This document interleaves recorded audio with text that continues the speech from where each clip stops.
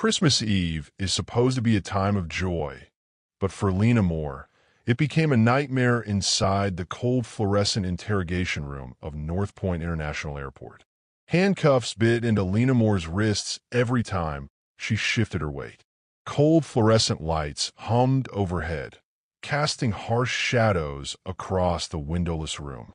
Her hoodie, still damp from the snow outside, clung to her shoulders. The shattered remains of her phone lay scattered across the steel table like broken promises. Marla Denton circled the table slowly, her airline supervisor badge glinting under the unforgiving light. She wore her authority like armor, her lips curved into something between a smirk and a sneer. Her fingers drummed against a manila folder that supposedly contained evidence of wrongdoing.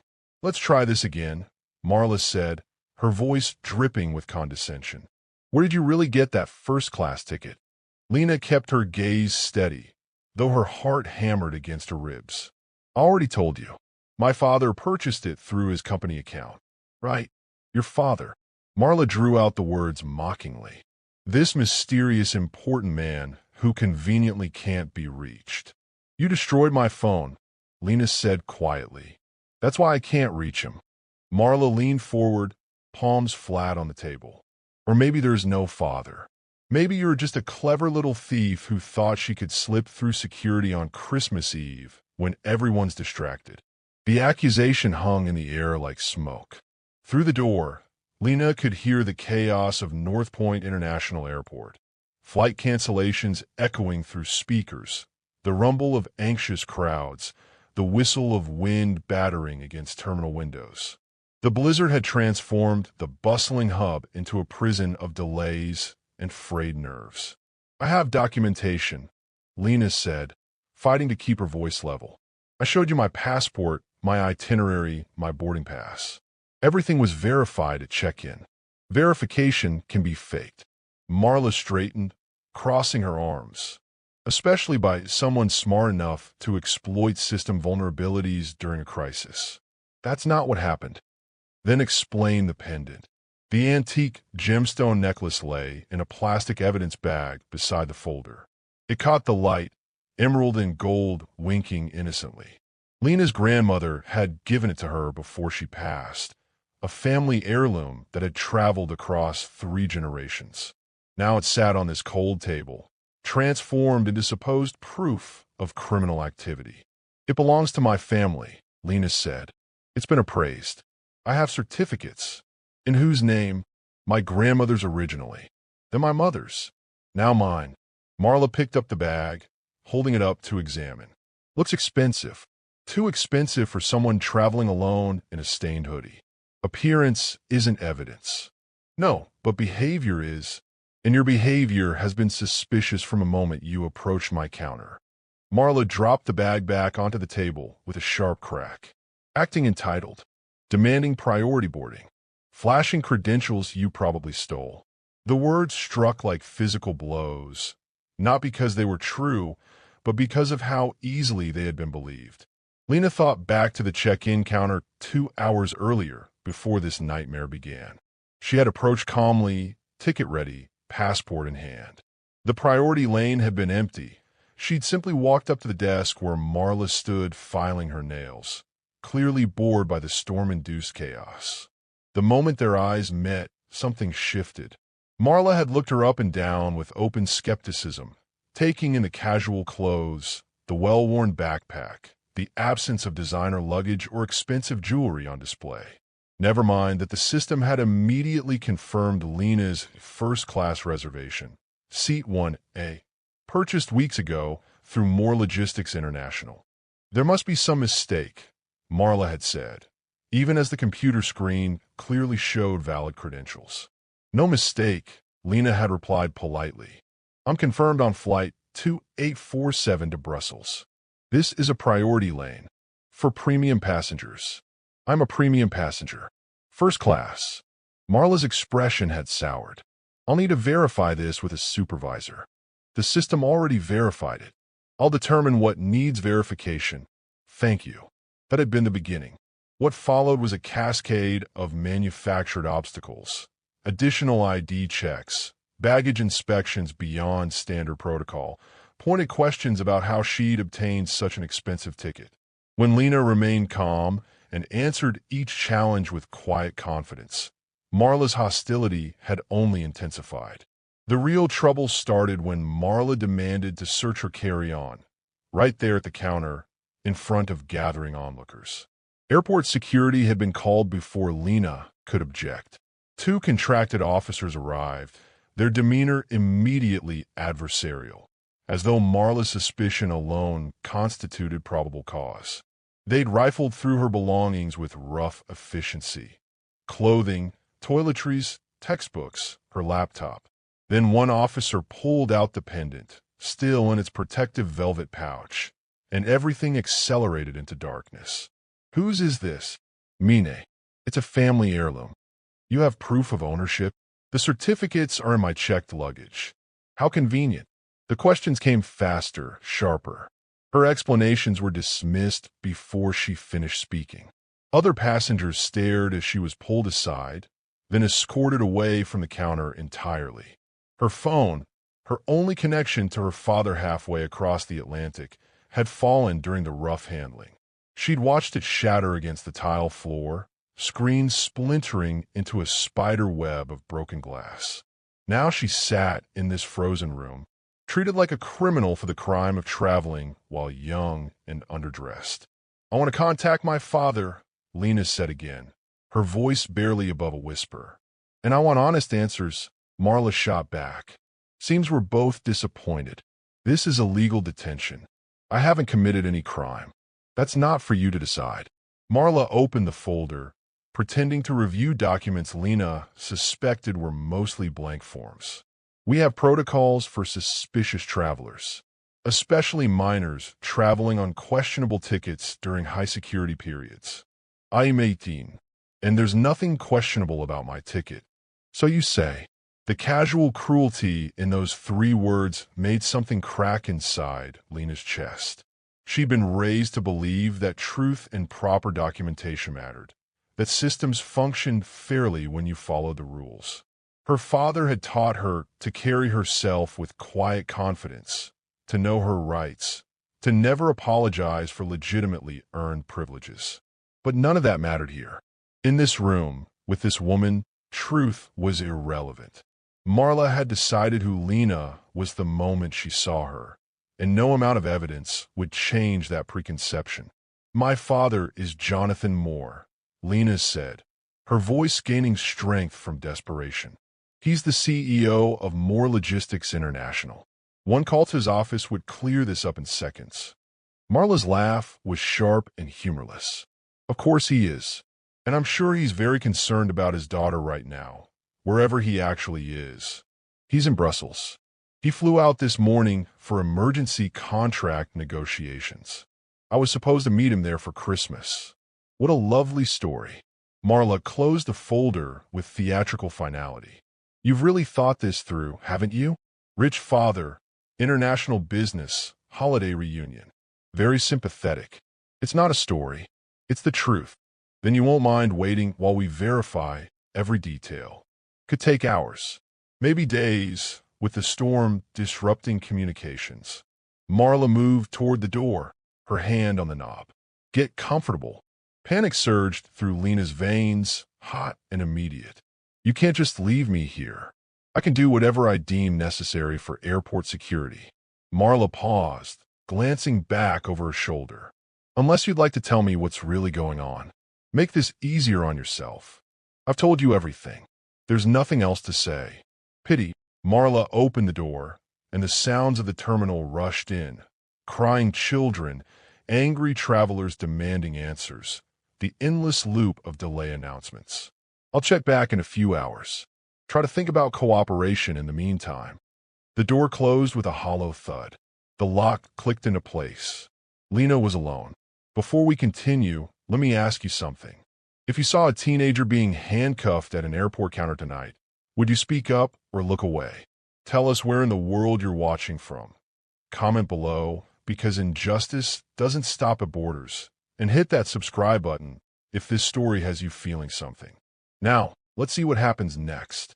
She pulled against the handcuffs instinctively, knowing it was futile.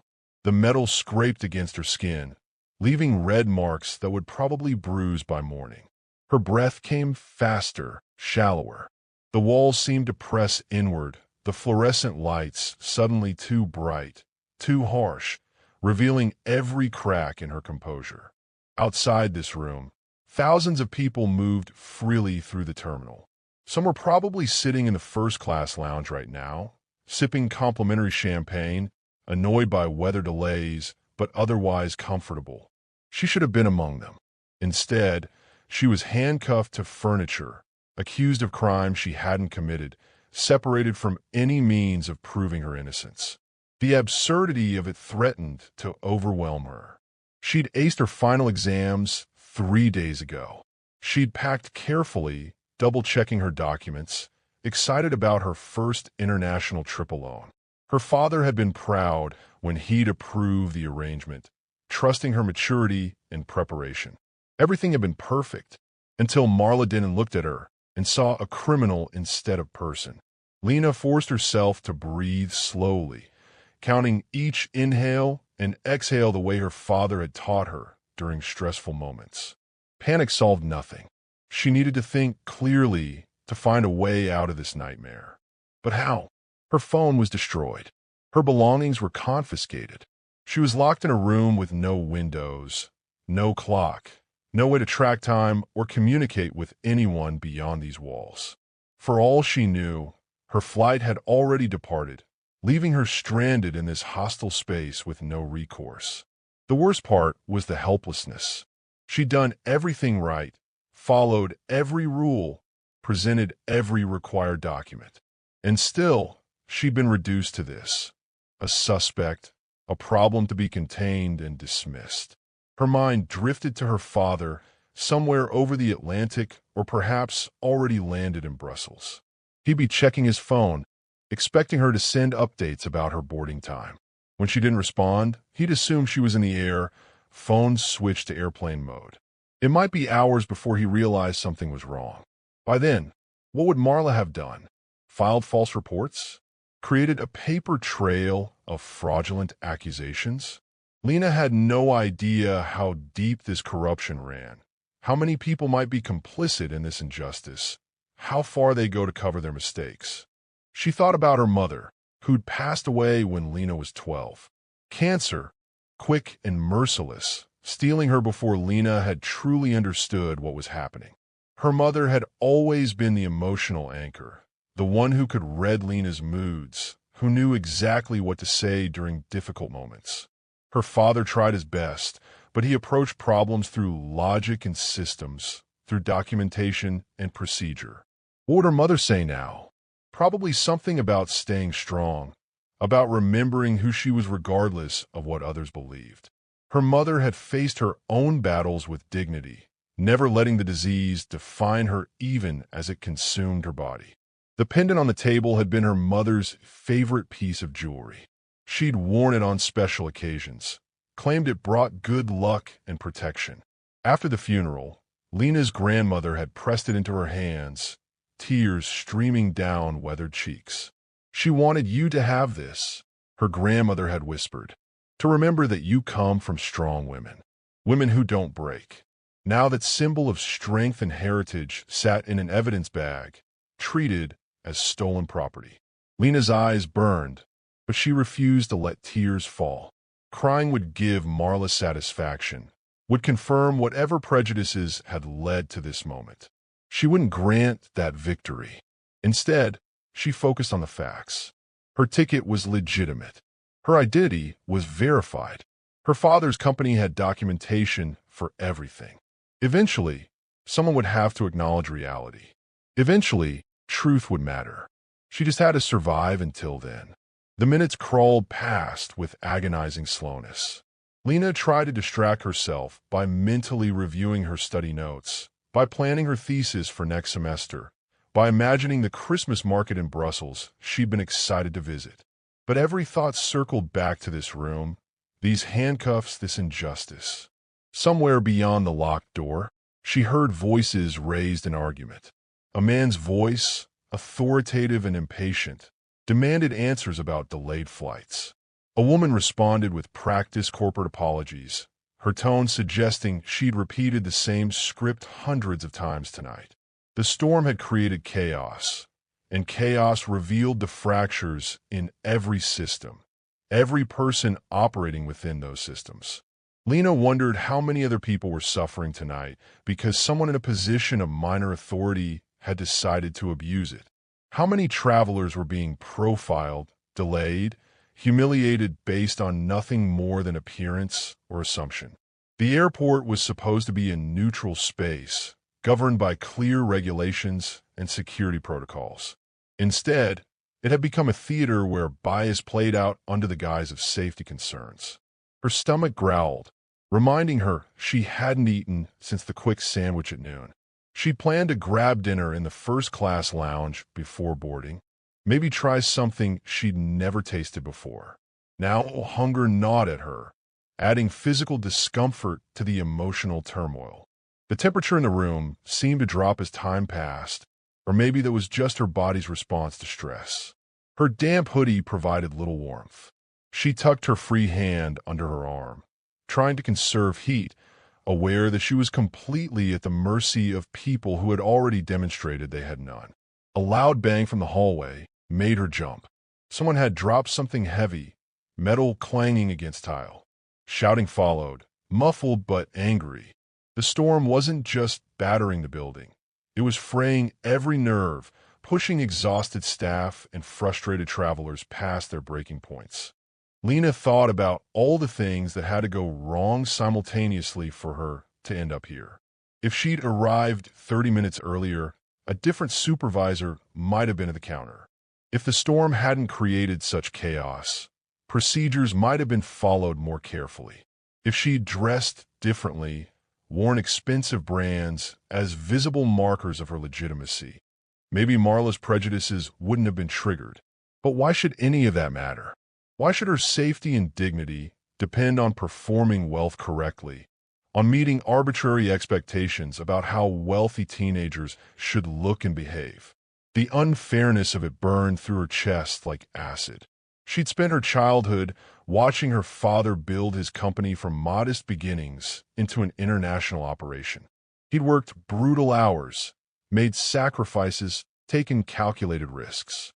He'd earned his success, and he'd taught Lena that privilege came with responsibility, to use resources wisely, to treat people with respect regardless of their status, to never confuse wealth with worth. Now, she understood those lessons differently. Privilege wasn't just about having resources. It was about whether others recognized your right to them. And that recognition, she was learning, had nothing to do with documentation or truth. It was about whether you fit someone's mental image of who deserved certain spaces, certain services, certain basic human dignity. The door suddenly swung open, and Lena's head snapped up. A different security officer entered, younger than the ones who detained her earlier. He carried a clipboard and wore an expression of bureaucratic boredom that somehow felt more insulting than Marla's open hostility. "Name?" he asked, not looking at her. "Lena Moore. I already gave all my information. Giving it again. Standard procedure." He clicked his pen with irritating repetition. Full legal name: Lena Catherine Moore. Date of birth. She recited it mechanically, watching him write with agonizing slowness. Address. Are you actually processing this? Or just wasting time? The officer finally looked up, his expression flat. Cooperation makes this faster. I've been cooperating for 2 hours. It hasn't made anything faster. Not my problem. He returned his clipboard. Address. Lena provided her home address, her father's office address, her university address. She answered questions about her destination, her travel purpose, her luggage contents. The officer showed no interest in her answers, simply filling boxes on forms that would probably be filed away and forgotten. "The pendant in evidence," he said eventually. "You claim it's yours?" "It is mine. It belonged to my mother, and her mother before that. Value. Appraised at $42,000 3 years ago. Probably worth more now. The officer's pen paused. That's a lot to carry in a backpack. It's also a lot to leave sitting in an empty house over Christmas. Most people would use a safe or a safety deposit box. Most people probably would. I wanted it with me. Why? The question was simple, but answering it required exposing something vulnerable, something these people hadn't earned the right to know. Still, Lena found herself speaking, her voice quieter than before. Because it reminds me of my mother. Because Christmas was her favorite holiday, and being without her is hardest this time of year. Because sometimes you need to carry pieces of the people you've lost, even if it's not the most practical choice. The officer said nothing, just wrote something on his clipboard. His face revealed nothing. No sympathy, no understanding, no acknowledgement that she'd shared something deeply personal. He might as well have been recording inventory numbers. Supervisor Denton will return shortly, he said, standing. Remain seated. I'm handcuffed to a chair. Where exactly would I go? He ignored the comment and left, pulling the door shut behind him. The lock clicked again, sealing her back into isolation. Lena closed her eyes, fighting against the despair threatening to swallow her whole. She'd always believed that rational explanation could overcome misunderstanding, that clear communication could bridge gaps in perception. Her father operated that way, presenting facts, building logical arguments, trusting that reasonable people would reach reasonable conclusions. But there was nothing reasonable about this situation. Marla wasn't interested in facts or logic. She'd constructed a narrative where Lena was a criminal, and every piece of evidence that contradicted that narrative was simply dismissed or reinterpreted to fit the predetermined conclusion. How did you fight that? How did you prove your innocence to someone invested in your guilt? The answer, Lena realized with sinking certainty, was that you couldn't. Not alone. Not without leverage or authority to counterbalance the power being wielded against you. She could present perfect documentation, could explain every detail with crystal clarity, and it wouldn't matter. Marla had the institutional backing of airport security, the presumption of legitimacy that came with her badge and position. Lena had nothing but the truth, and truth without power was just noise. Time became elastic, stretching and compressing in ways that defied measurement. Lena tried to track the minutes by counting her breaths, but her mind wandered, lost focus, circled back to the same fears and frustrations. Was it 9 o'clock? 10? Had her flight departed without her? Or had the storm grounded everything? The not knowing felt like its own form of torture, uncertainty gnawing at the edges of her sanity. She thought about the other passengers who'd been at the check-in counter, the ones who'd watched her being pulled aside and searched. Some had looked away quickly, uncomfortable witnesses to someone else's humiliation. Others had stared openly, perhaps assuming that where there was smoke there must be fire, that security wouldn't target someone without cause. None had intervened. None had questioned the treatment they were observing. That was how injustice perpetuated itself. Lena understood now, not through grand conspiracies or deliberate evil, but through thousands of small moments where people chose comfort over courage, where they accepted authority's narrative rather than questioning its legitimacy. Every passenger who'd watched and said nothing had been complicit had allowed this to happen through their silence. She couldn't entirely blame them. What would they have done? Challenging security in an airport carried risks, delays, additional screening, potential accusations of interference. Easier to keep your head down, board your flight, tell yourself that whatever was happening probably had a good reason behind it. But those small choices accumulated into systems of oppression.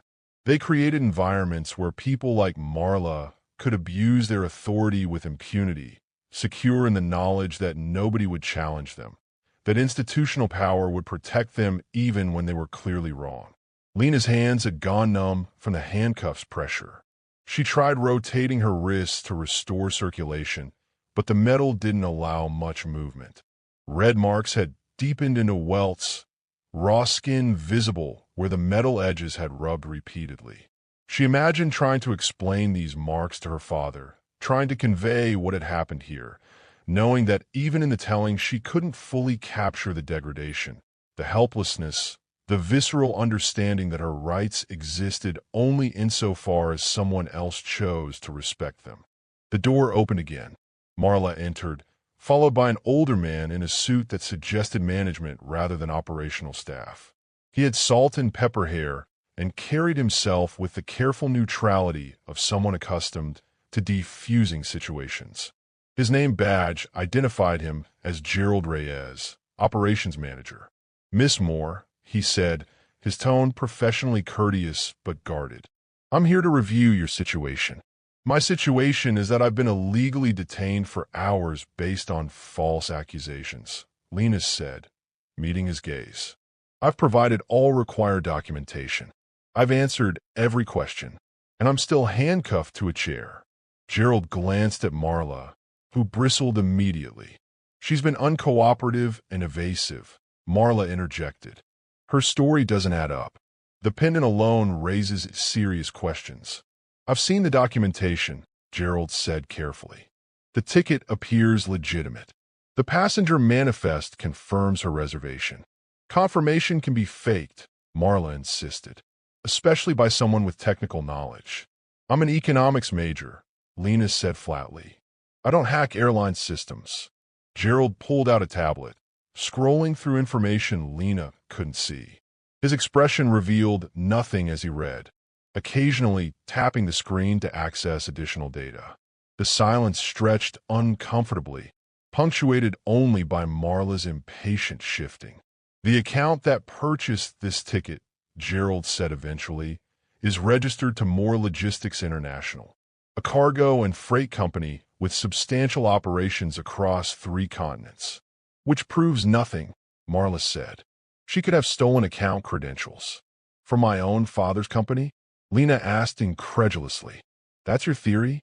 "Identity theft often involves family members," Marla shot back, "especially when minors gain access to corporate accounts. I'm not a minor, and this isn't identity theft. My father purchased this ticket for me using his company's travel budget, which I'm authorized to access for educational and business-related trips. All of this is documented in the account notes." Gerald's eyes returned to his tablet, reading more carefully now. Something in his posture shifted slightly, a tension entering his shoulders that hadn't been there before. "The account notes do indicate authorized family travel," he said slowly. "There's also a contact number listed for the account holder, which we can't verify because of the storm disrupting communications," Marla said quickly, "and because her phone conveniently broke during the security screening." "My phone didn't conveniently break," Lena snapped, her patience finally fracturing. "Your security officers smashed it while they were illegally searching my belongings. There were witnesses. There's probably camera footage." Gerald's expression tightened further. "I'll need to review that footage." "This is ridiculous," Marla protested. "We're wasting time on—" "Supervisor Denton," Gerald interrupted, his voice carrying sudden authority. "I need you to step outside while I complete this review. I'm the one who initiated this security action. I should be outside now." Marla's face flushed with anger, but she complied, shooting Lena a look of pure venom before stalking through the door. It closed behind her with more force than necessary. Gerald exhaled slowly, setting his tablet on the table. He pulled out the chair across from Lena and sat, studying her with an expression that had shifted from bureaucratic neutrality to something approaching concern. "Miss Moore," he said quietly, "I need you to understand that I'm trying to assess this situation fairly. But I'm also obligated to take security concerns seriously, especially during high-traffic periods with adverse weather conditions creating additional stress on our systems." "Understand security concerns," Lena replied, struggling to keep her voice steady. "What I don't understand is being treated like a criminal when I've committed no crime. I showed valid credentials. I answered every question. I cooperated with searches. And in return, I've been detained, had my property destroyed, and been accused of fraud and theft without a shred of actual evidence. The pendant is mine. I can prove ownership once you allow me access to my checked luggage, which contains the appraisal certificates and documentation. But you've already decided I'm guilty, so why would evidence matter? Gerald winced slightly. I haven't decided anything. That's why I'm here. Then why am I still handcuffed? He looked at the restraints, then at the marks on her wrists, and something flickered across his face. Discomfort, maybe guilt. Protocol during security investigations requires. Protocol requires treating people like human beings, Lena interrupted. Protocol requires probable cause before detention. Protocol requires respecting constitutional rights, even in airports. You're right, Gerald said, surprising her. You're absolutely right. He reached into his jacket and pulled out a handcuff key. Leaning forward, he unlocked the restraints with practiced efficiency.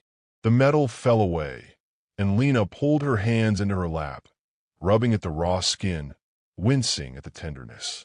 I apologize for the extended restraint, Gerald continued. That shouldn't have happened, but it did happen, just like everything else that shouldn't have happened tonight. I'm aware this situation has been mishandled. I'm trying to correct that. By doing what? Apologizing and sending me on my way? My flight's probably gone. My phone is destroyed. I have bruises that'll last for days. And somewhere out there, Supervisor Denon is probably filing reports that make me sound like a threat to national security. Gerald's jaw tightened. I'll be filing my own reports. What I'm seeing here raises significant concerns about how this was initiated and escalated. Concerns don't undo what's been done, Lena said, her voice cracking despite her efforts to maintain composure. Concerns don't explain to my father why his daughter was treated like a criminal for having the audacity to travel alone while not looking wealthy enough to satisfy someone's prejudices. Gerald said nothing for a long moment, his gaze dropping to the shattered phone on the table. When he spoke again, his voice carried a weariness that suggested this wasn't the first time he'd encountered such situations, and he knew it wouldn't be the last. I'm going to make some calls, he said. I'm going to review the security footage personally, and I'm going to ensure you're treated with the respect you should have received from the beginning. What about my flight? Grounded. Everything's grounded until the storm passes, probably another 3 hours minimum. So we have time to resolve this properly. He stood, gathering his tablet. You're free to leave this room. I'll have someone escort you to the first-class lounge where you can wait comfortably. We'll retrieve your belongings and begin the process of addressing what happened here. Just like that. Just like that. Lena stood slowly, her legs unsteady after sitting in one position for so long. The room tilted slightly, and she gripped the edge of the table to steady herself. Gerald moved as if to help, then seemed to think better of it, respecting her space. What about Marla? Lena asked. Supervisor Denon will be dealt with according to company policy and the findings of my investigation. Which means what, exactly? A written warning? Mandatory sensitivity training? Or will she be back at that counter tomorrow, profiling the next person who doesn't meet her standards? Gerald's silence was answer enough. Lena felt something harden inside her chest. A recognition that even Gerald's attempts at decency were constrained by systems designed to protect institutions over individuals. He might be genuinely troubled by what had occurred, might even write a strongly worded report, but ultimately Marla would likely face minimal consequences while Lena carried the scars, physical and psychological, of this encounter. I want everything documented, Lena said firmly. Every false accusation, every protocol violation, every moment I was detained without cause. I want in writing. That's reasonable. And I want confirmation that my father's company will be contacted and briefed on what happened here tonight. Gerald hesitated. That might be premature before we've completed the full investigation. Premature. Lena's voice rose despite herself. I've been locked in this room for hours. My property has been destroyed. I've been physically restrained based on nothing but bias and assumption. but informing my father is premature. I understand your frustration. You don't understand anything." The words came out sharper than intended, fueled by exhaustion and anger and the delayed shock of what she'd endured. "You're trying to manage this quietly, contain it before it becomes a public relations problem. But this isn't going away. This happened, and people need to know it happened. Miss Moore, I'm trying to help you. Then help me by telling the truth, by not protecting people who abuse their authority, by making sure this doesn't happen to the next teenager who doesn't look like Marla's idea of a first-class passenger." Gerald's expression shifted, something like respect entering his eyes. "You're right. You're absolutely right, and I apologize for trying to minimize this. Let me escort you to the lounge, and then I'll make those calls, including to your father's company." They moved toward the door together. Gerald opened it, revealing the hallway beyond. Harsh lighting, scuffed floors, the institutional bleakness of airport back corridors. A security officer stood nearby, the same one who'd taken Lena's information earlier. He straightened when he saw them emerge. "Miss Moore is to be escorted to the first-class lounge," Gerald instructed. "Return all her belongings immediately. And I want the footage from the check-in area and security screening pulled and preserved." The officer nodded, speaking into his radio with practiced efficiency. Within moments, another staff member appeared carrying Lena's backpack. He handed it over without meeting her eyes, as if proximity to acknowledged wrongdoing was contagious. Lena took the bag, checking its contents quickly. Everything seemed to be there except her phone, which lay in pieces back in that horrible room. The pendant was still missing, presumably still tagged as evidence. "The necklace," she said, "will be returned once I've confirmed the documentation," Gerald assured her. "Give me 30 minutes. They walked through corridors Lena hadn't seen before, service passages that bypassed the main terminal. Through occasional windows, she glimpsed the storm still raging. Snow driving horizontally across runways, wind powerful enough to rock the building's infrastructure. No wonder flights were grounded. The weather was apocalyptic. They emerged into the public terminal near the premium lounges. The contrast was jarring.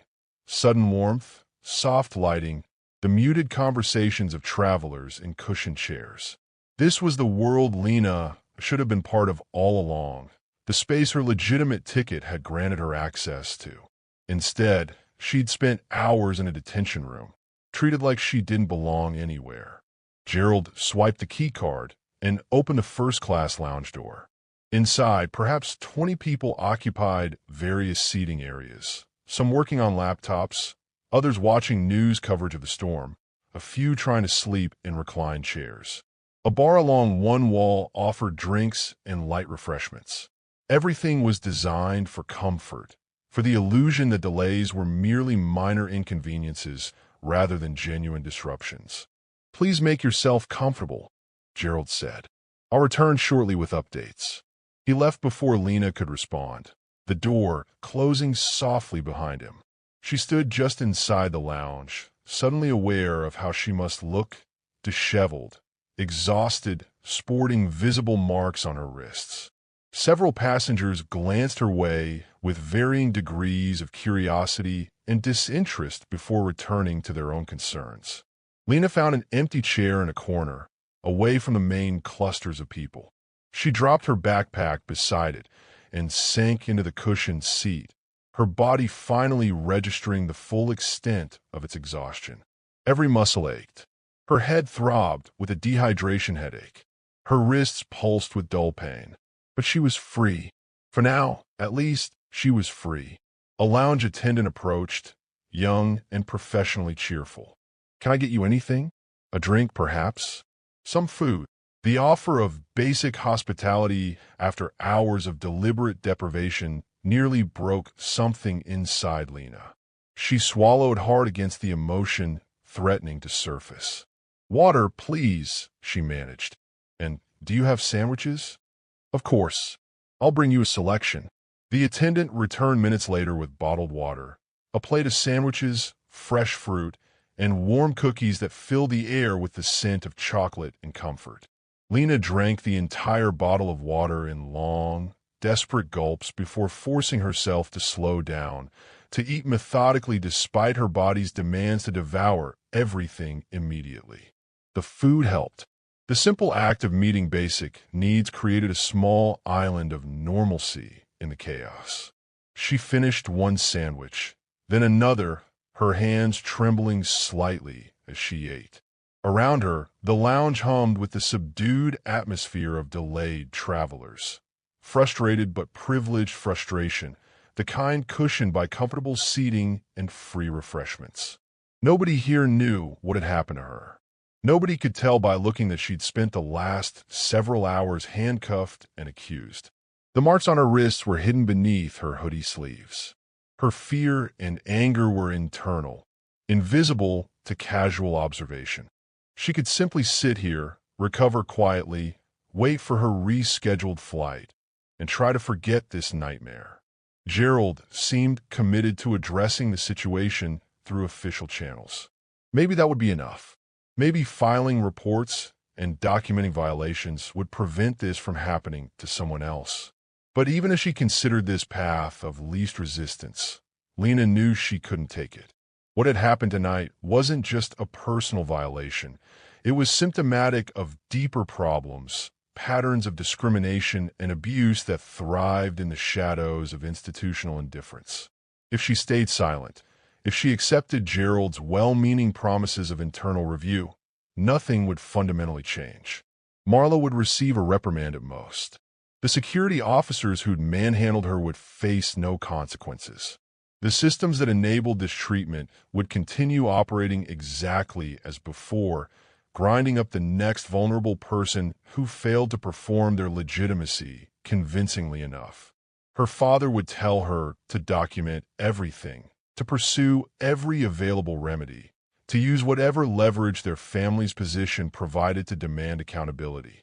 He'd taught her that privilege wasn't just about enjoying benefits. It was about using those benefits to challenge injustice, to make spaces safer for people who lack such protection. Lena pulled her laptop from her backpack, relieved to find it undamaged despite the rough handling her belongings had received. She opened a new document and began typing, recording every detail she could remember while the experience remained vivid. Times, names, specific accusations, exact words where possible. The documentation her father would need. The evidence that might actually matter. She was midway through describing the interrogation when commotion erupted near the lounge entrance. Raised voices, multiple people speaking at once, the sharp tone of someone accustomed to being obeyed. Lena looked up to see Gerald rushing back through the door, his earlier composure replaced by visible agitation.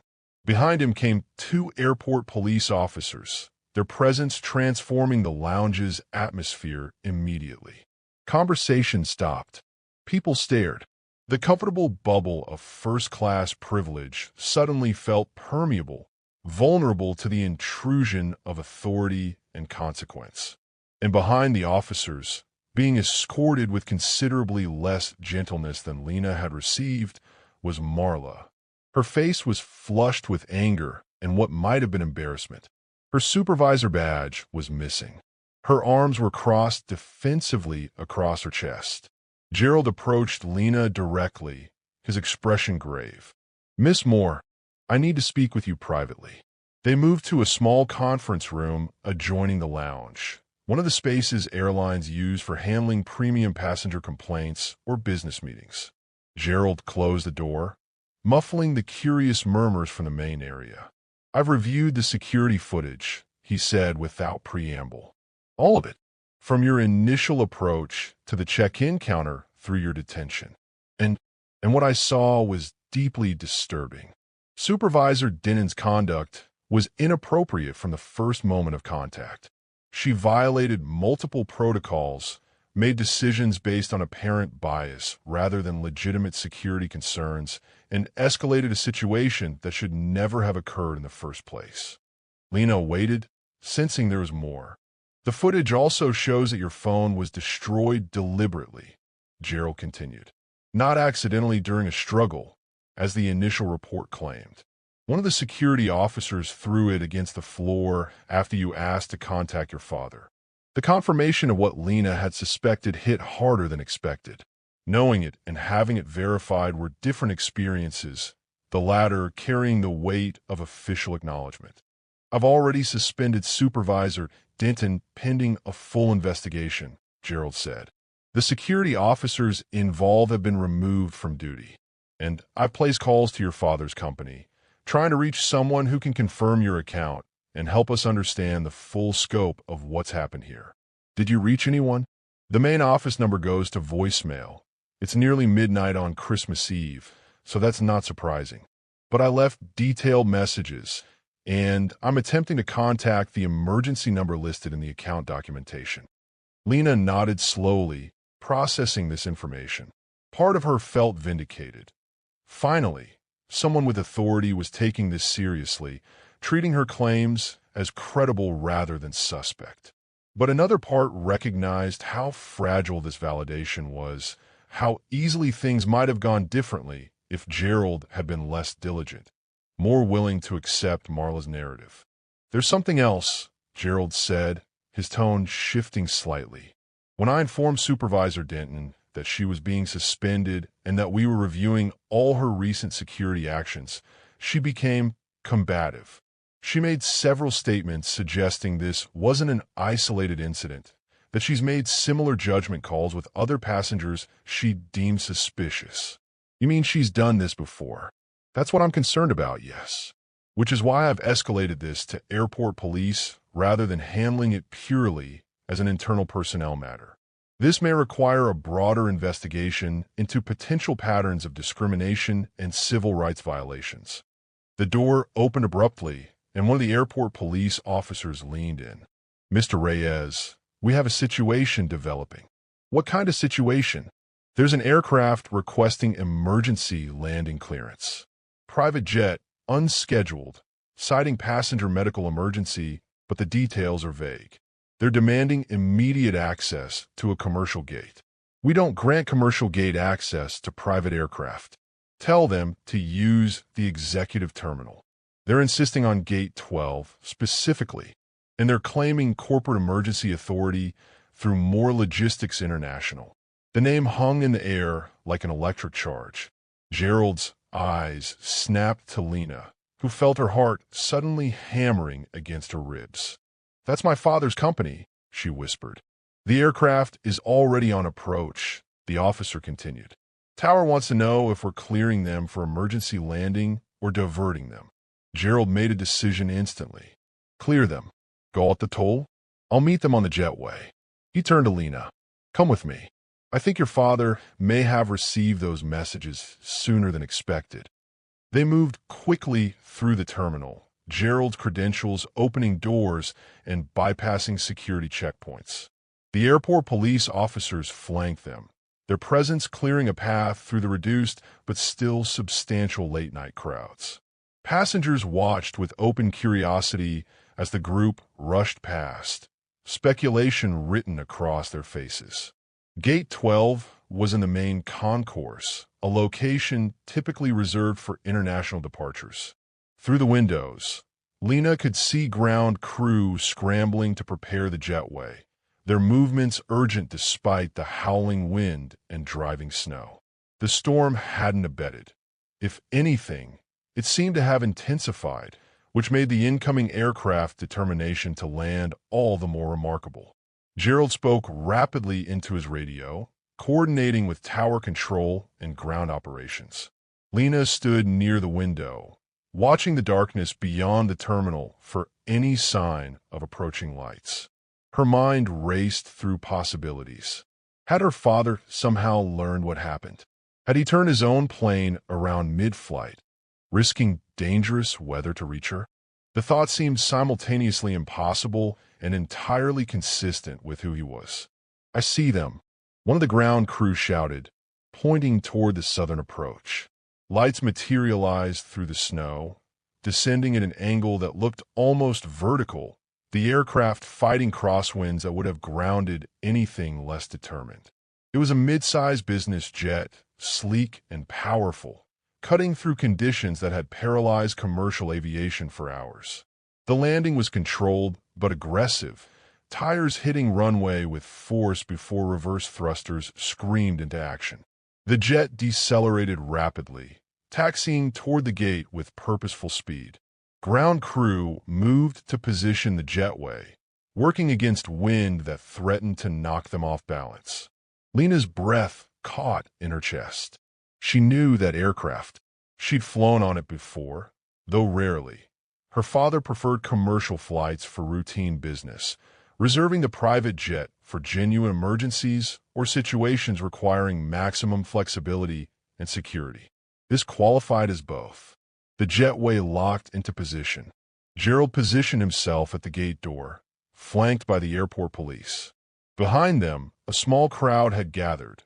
Passengers curious about the commotion, airline staff trying to understand why a private aircraft was being granted commercial gate access, security personnel responding to the unusual circumstances. The aircraft door opened. For a moment, nobody emerged, and Lena wondered if there had been some mistake, some miscommunication about who was actually aboard. Then a figure appeared in the doorway, silhouetted against the jet's interior lighting. Jonathan Moore stepped onto the jetway with the contained energy of a man who had traveled through a storm to reach a destination that couldn't wait. He was dressed in business attire that somehow remained immaculate despite the circumstances. Charcoal suit, crisp white shirt, no tie but projecting authority nonetheless. His hair, graying at the temples, was the only concession to disorder, slightly wind-tossed from what must have been a chaotic boarding process in Brussels. His eyes scanned the assembled group with sharp intensity, finding Lena immediately. Something in his expression shifted, relief mixing with barely contained fury, though Lena knew instinctively that fury wasn't directed at her. "Lena," he said, his voice cutting through the ambient noise with absolute clarity. She moved forward without conscious thought, and suddenly his arms were around her, pulling her into an embrace that felt like safety itself. He said nothing for several seconds, just held her while his presence rewrote the entire atmosphere of the gate area. When he finally pulled back, his hands remained on her shoulders, his gaze searching her face with the precision of someone trained to assess situations rapidly and accurately. "Are you hurt?" he asked quietly. "No, not really. She pulled back her sleeves, revealing the marks on her wrists. Jonathan's jaw tightened, muscles flexing beneath controlled fury. His eyes fixed on the bruising with an intensity that made several nearby staff members shift uncomfortably. When he looked up, his gaze found Gerald. "You're the operations manager?" "Yes, sir. Gerald Reyes. I've been attempting to reach you regarding my daughter's unlawful detention and assault by your staff." Jonathan's voice remained level, but there was steel beneath the calm surface. "I received your messages 40 minutes ago, mid-flight over the Atlantic. I diverted immediately. Mr. Moore, I want to assure you that we're taking this situation extremely seriously. I've already suspended the supervisor involved and removed the security officers from duty pending investigation." Suspended. Jonathan repeated the word as if testing its weight and finding it insufficient. "My daughter was handcuffed, accused of fraud and theft, had her property destroyed, and was detained for hours without cause or access to counsel. And your response is suspension. We're conducting a full review of all procedures, and I don't need procedures reviewed. I need accountability delivered." Jonathan's attention shifted to the airport police officers. "Have criminal charges been filed against the staff members who assaulted my daughter and destroyed her property?" The officers exchanged glances. The senior one stepped forward, his demeanor professionally neutral. "We're gathering information about the incident, sir. Once we have a complete picture." "Let me provide that picture for you," Jonathan interrupted. "My daughter presented valid credentials for a legitimately purchased first-class ticket. She complied with all requests. She answered all questions. Despite this cooperation, she was profiled, detained, physically restrained, and denied access to legal representation or even basic communication. This wasn't a security procedure. This was abuse of authority and potentially criminal assault and destruction of property. "Mr. Moore," Gerald interjected, "I understand your anger, but making accusations of criminal conduct." "I'm not making accusations. I'm describing events that are documented on your own security footage, which I assume you've preserved as evidence." Jonathan's gaze was unwavering. "Or are you suggesting I should wait for your internal review process to determine whether my daughter's constitutional rights were violated?" The challenge hung in the air. Lena watched the assembled staff members, seeing the calculations happening behind their eyes. The recognition that they were dealing with someone who understood systems, who had resources and knowledge to back up his demands, who wouldn't be appeased by empty assurances. "The footage has been preserved," Gerald confirmed. "And I want to be clear that I personally am appalled by what I witnessed. The actions taken against your daughter were inexcusable." "Then excuse them," Jonathan said flatly. "Explain to me any legitimate security justification for what happened here tonight." Gerald said nothing, which was answer enough. "I've reviewed hundreds of airport security protocols across 3 continents," Jonathan continued, his voice carrying to the gathered crowd. "I've worked with TSA, with European aviation authorities, with international security consultants. I designed cargo security systems that are currently in use by 24 airlines, including this one. So when I tell you that nothing that happened to my daughter tonight follows any recognized security protocol, I speak from expertise, not emotion." One of the airport police officers cleared his throat. "Mr. Moore, perhaps we could discuss this somewhere more private." "Why?" "So this doesn't become public knowledge? So passengers don't learn that authority figures in this airport can detain and abuse travelers based on nothing but bias." Jonathan shook his head. "I think transparency serves everyone's interests here." "Sir, with respect, making a scene won't." "I'm not making a scene.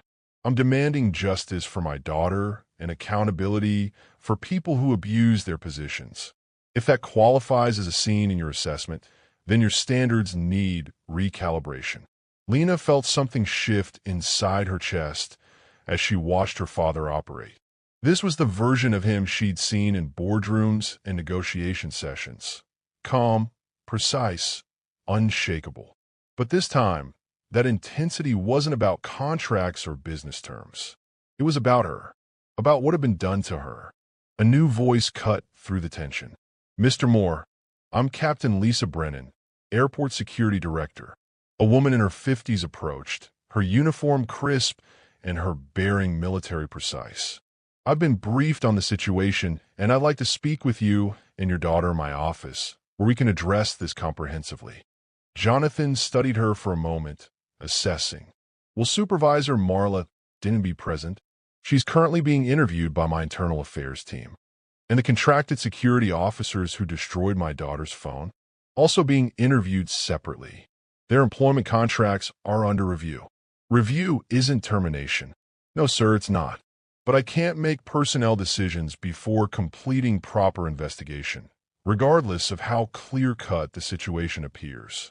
Jonathan's expression suggested he found this answer inadequate, but procedurally sound. "Fine, lead the way." Do you see how Jonathan's arrival changed everything in seconds? From suspect to victim, from powerless to protected. Imagine needing that kind of leverage just to be believed. But how many teenagers sit in rooms like that right now with no one coming? If you're shaken by how close Lena came to disappearing into the system, hit that like button and share your thoughts in the comments.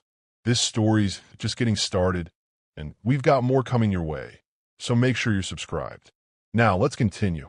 They moved through the terminal as a group, Jonathan and Lena at the center, flanked by Captain Brennan, Gerald, and the airport police officers. Other staff members trailed behind, documenting everything, aware they were witnessing something that would reverberate far beyond this single night. Captain Brennan's office was located in a secure area of the terminal, accessed through multiple checkpoints. The space was functional rather than comfortable.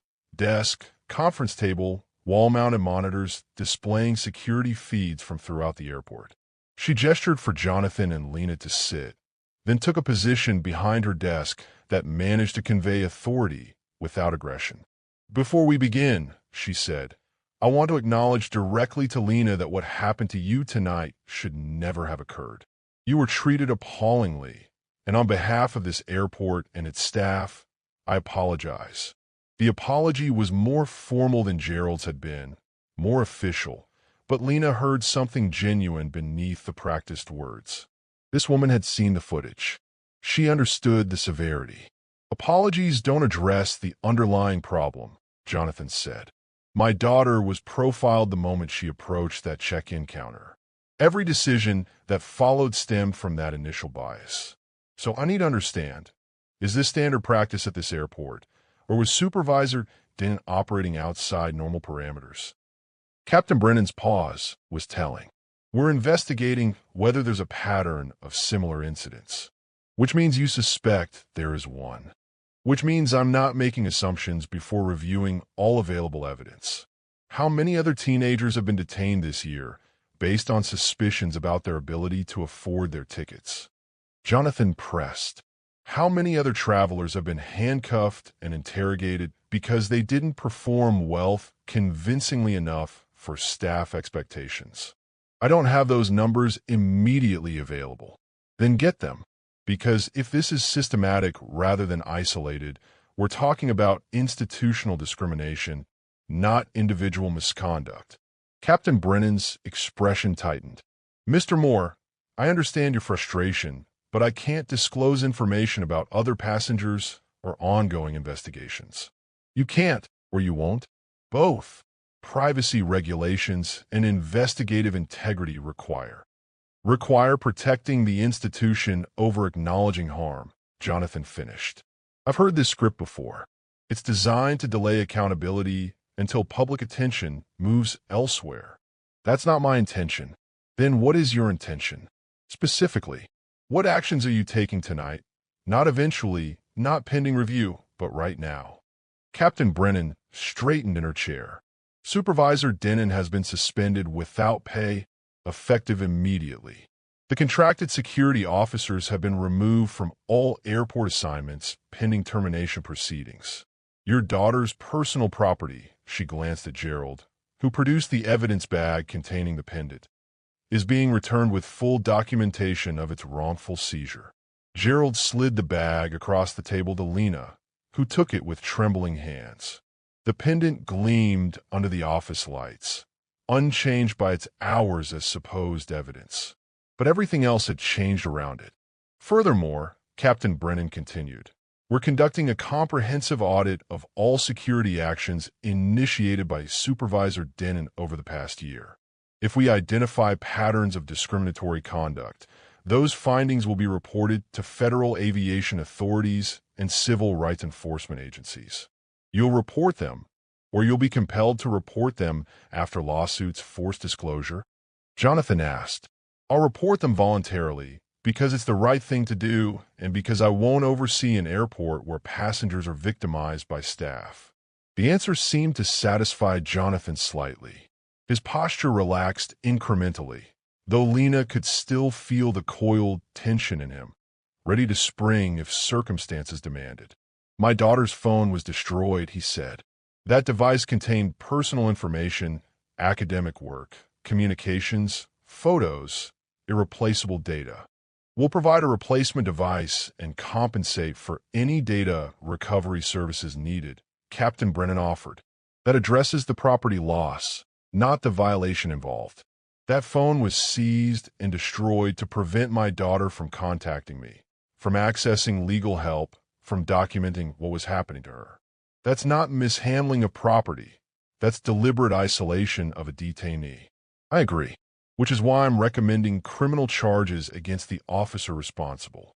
This was new information, and Lena saw it register on her father's face, a slight widening of the eyes, a reassessment of the woman across the desk. Captain Brennan wasn't just managing public relations.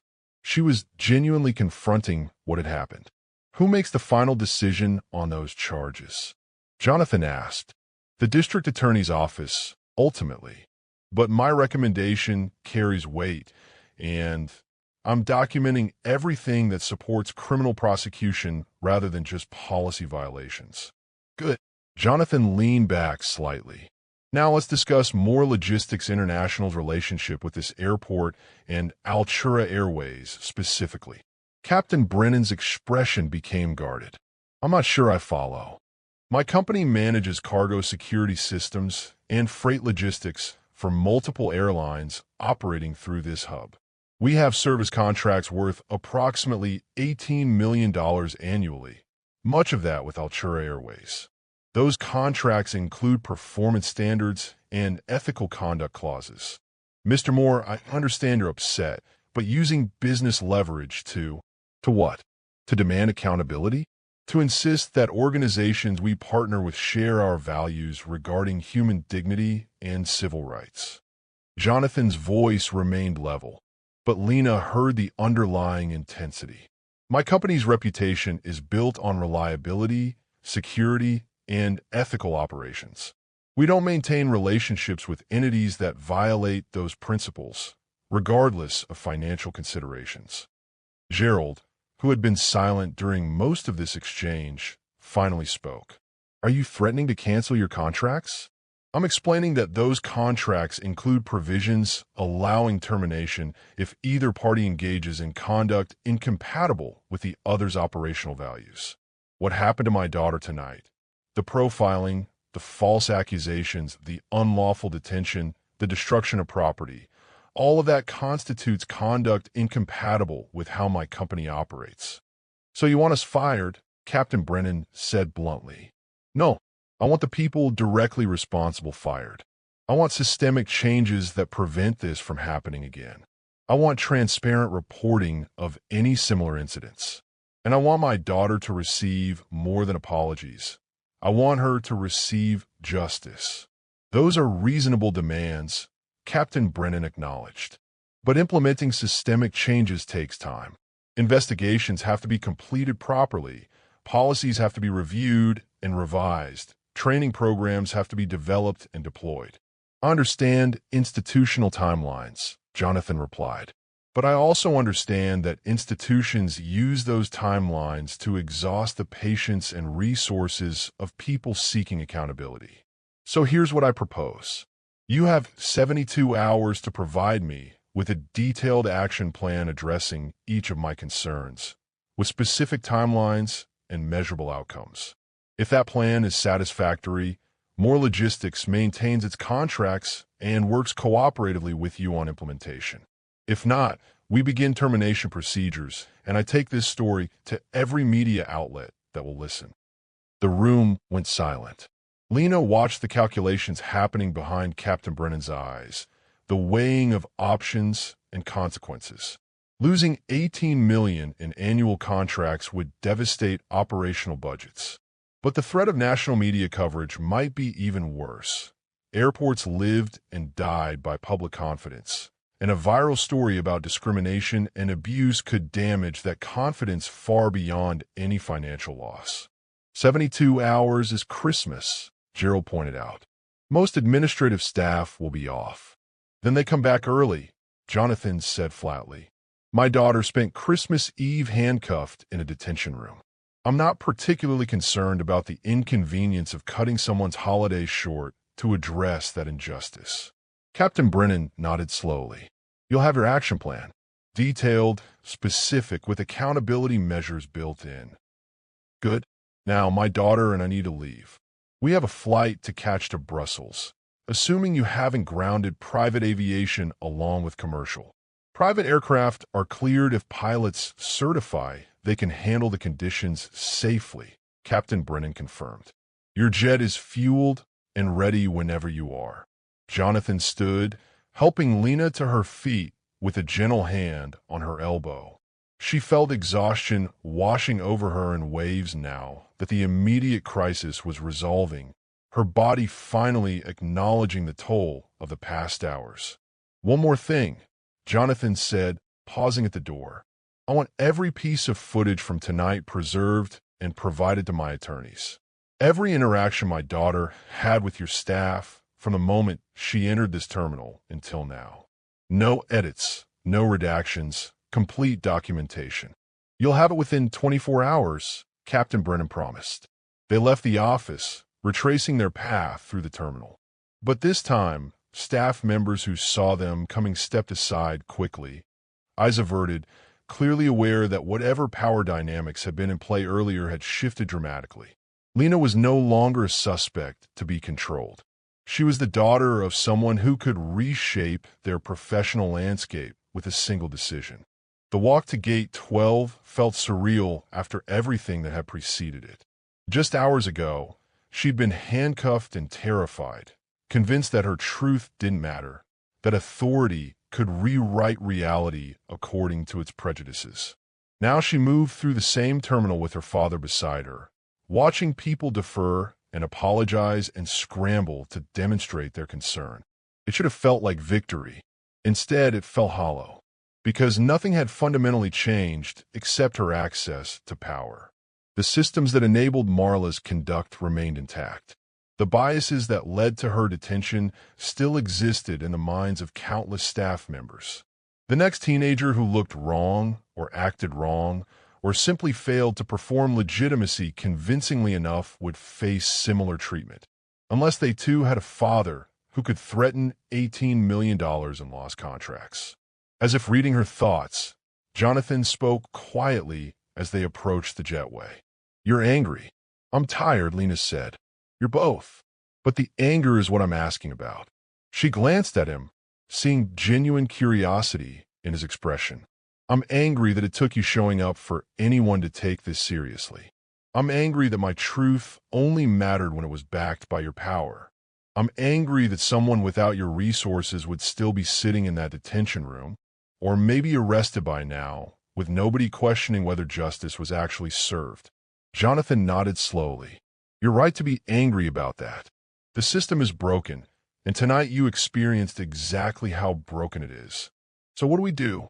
Take the apologies and the action plan and go back to pretending everything's fine? No, we use what happened to you as leverage for genuine change. We make sure the action plan includes provisions that help people who don't have corporate contracts to threaten. We work with civil rights organizations to audit procedures more broadly. We turn your experience into something that protects others." They reached the jetway entrance, where the aircraft waited. Lena could see the pilot in the cockpit, running pre-flight checks, preparing for the return journey through still dangerous weather. The storm continued to rage outside, snow swirling against windows, wind howling through gaps in the terminal structure. "I want to do more than that," Lena said. "I want to make sure students like me, students traveling for education, for opportunities, for experiences that should be available to everyone, aren't blocked by people who think they don't belong." "Then we'll make that happen," Jonathan promised. "But first, let's get you somewhere safe, somewhere warm, somewhere you can actually celebrate Christmas instead of surviving it."